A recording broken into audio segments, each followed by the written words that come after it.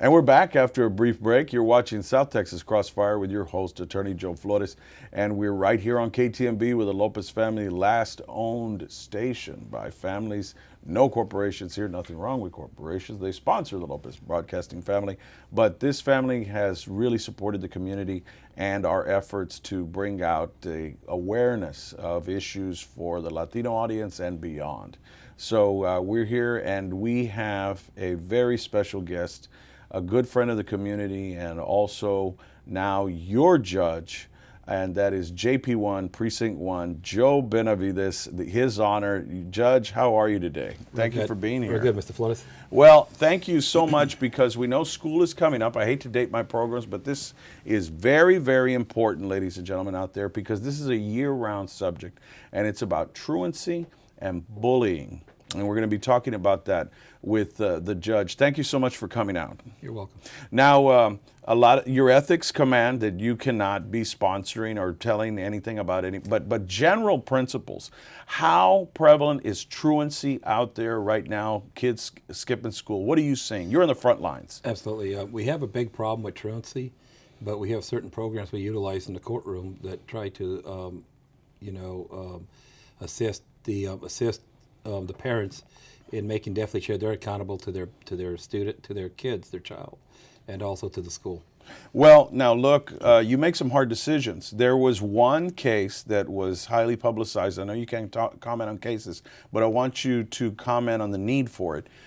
There was, that I heard about as a lawyer, a parent that lived right around the corner from a school. Didn't take their child to school, and it got some airtime, and people were concerned about it.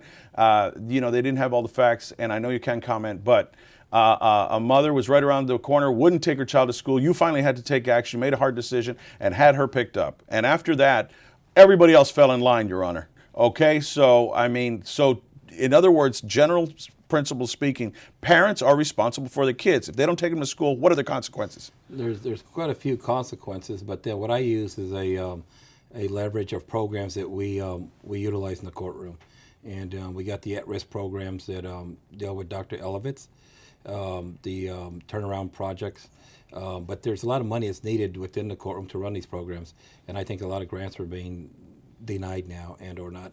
They're not getting the money to continue the programs. So now we're in a tight corner.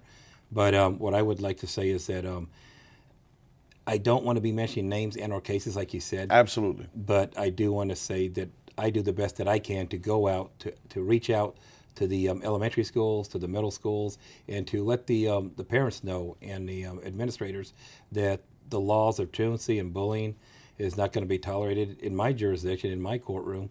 And I think this is the first line of defense, the justice of the peace.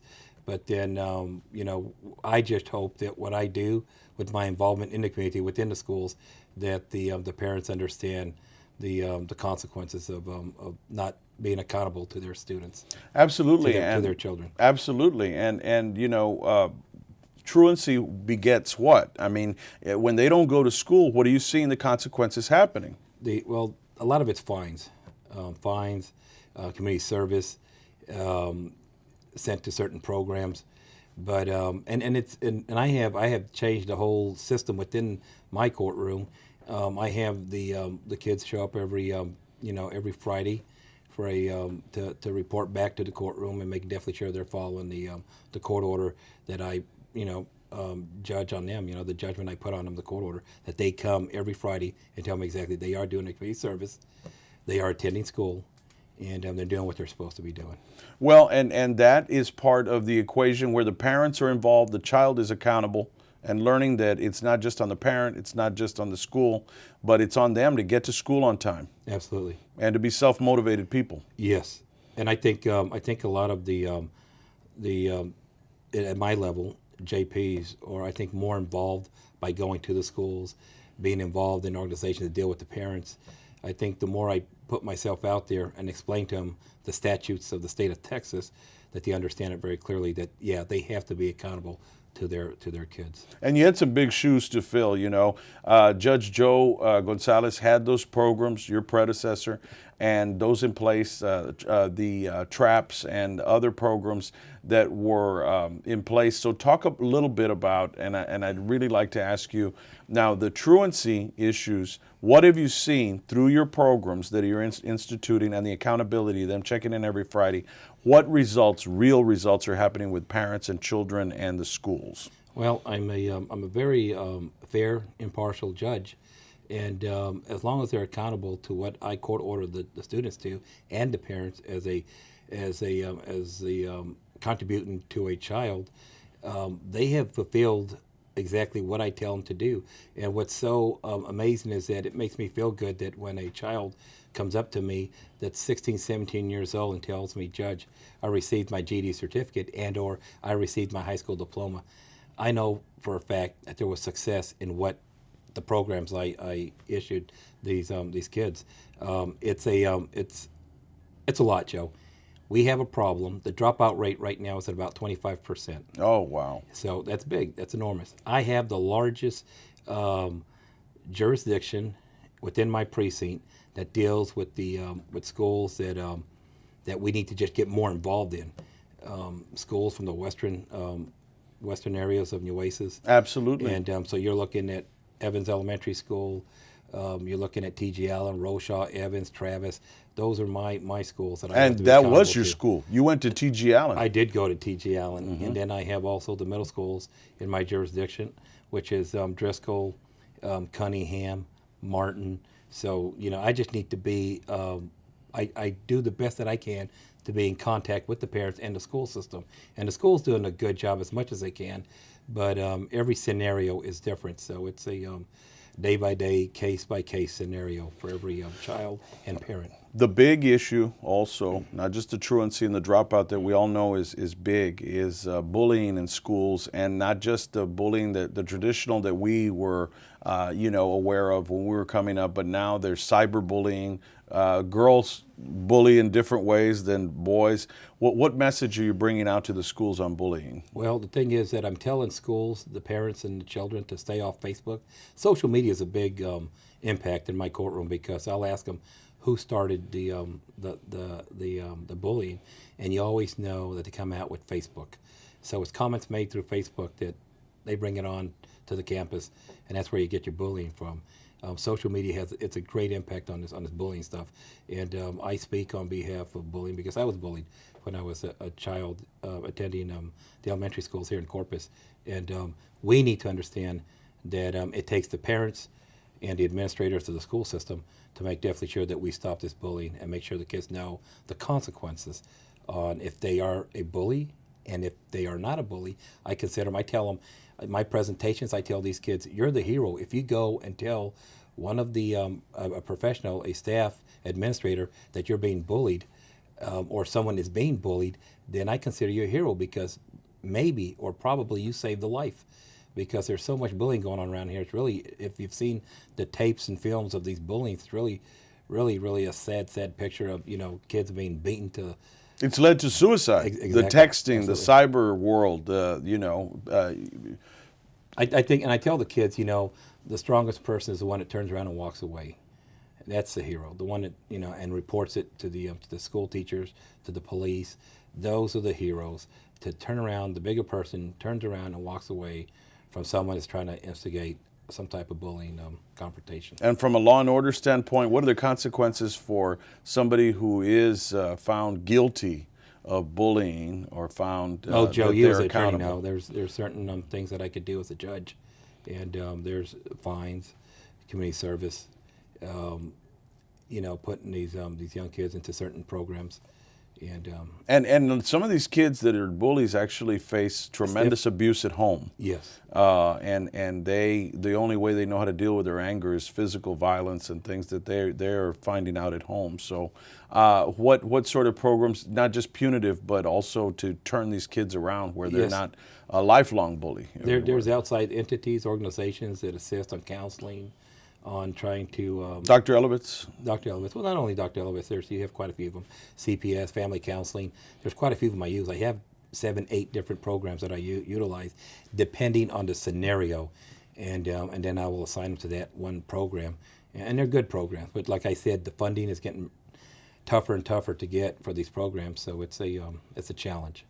Well, it should be a community effort too, and with the schools and the churches, I know that they are also getting out a big push and a campaign for that, because everyone has a phone nowadays, even texting. If they get off social media platforms, there's still the issue of texting, and now you have the ability to text all your friends at once, and once you put out that message. So what sort of, I mean, really can't talk about specific cases, but really the devastation that it has on an individual. What have you heard or seen? It has a lot.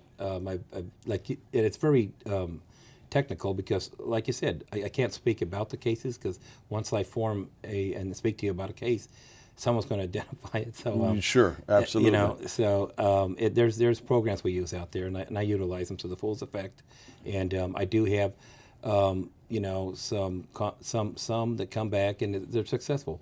The programs do work, but of course you have some that don't make it through the programs, and then you have to find other avenues. And I do utilize a lot CPS and other agencies to assist me on my trying to find out a solution to help out these young kids. And let's talk about the parents. There are sanctions for the parents that you have to give. What are you seeing? A multi-generational lack of structure that has caused some of these problems, or what is it? I'm very convinced that the parents are now starting to realize that I am very concerned about their children. What I see now throughout the summer, I have the follow-ups to the summertime with all the kids and the parents, and now what I'm seeing is a lot of fathers coming to the courtroom. Good. Which I urge that a lot, and they're starting to bring the dads, and I think that's great because they see what goes on and how much people and how many organizations are involved with that one child that's in the courtroom. Well, and lastly, I want to talk about your BELT program, Yes. Now, everybody says, what is the BELT program? Basically, they're coming in with their pants half down, Yes. Untucked shirts. Yes. So you do have belts in your courtroom, right? Okay. Not for spanking. Yeah, like you know, Joe, I'm a retired Marine. That's right. And I believe that in any type of professional atmosphere that you will show proper attire. And what I consider proper attire is that in my courtroom, it's mandatory that all your jewelry is off your face, that your shirts are tucked in, you'll have a belt around your waist, and your pants will not be sagging, and you will respect the courtroom by adhering to those rules and by utilizing the words yes, no, yes sir, no sir, yes judge, no judge. And I believe in that, and it's working out. Good, good. So when they come in, there's a big surprise. If you have to go, please bring a belt. If not, Yes. ask for one from his bailiff. I really want to thank you for coming on. I know you're Yes, doing sir. great work in the community. Judge Joe Benavides, you're judge for JP1, Precinct 1, doing some great work in the community for our children in the areas of truancy and bullying. And we want to thank you for stopping by. And I know you have a very, very busy schedule. Yes. So I know you got a docket that you've got to go to right now. Thank you for coming by in your lunch hour and making time. Thank you, Mr. Flores. Thank you. And we'll be back. Yes, sir.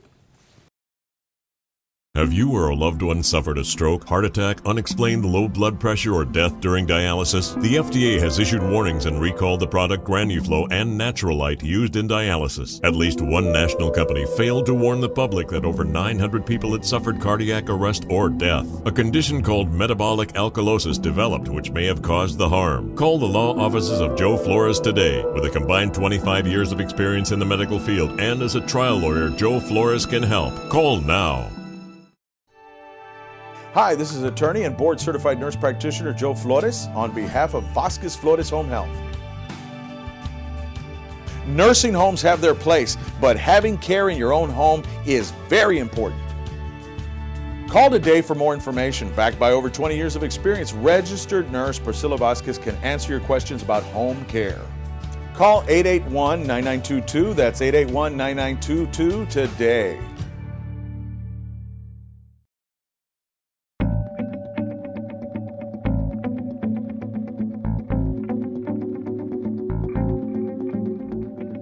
I think it's a betrayal of public trust. That is just not ethical.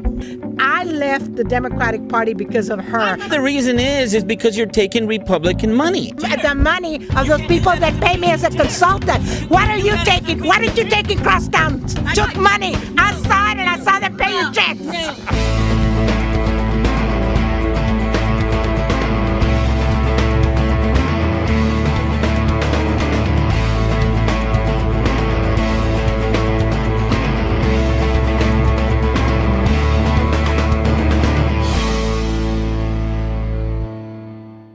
Okay, hold on.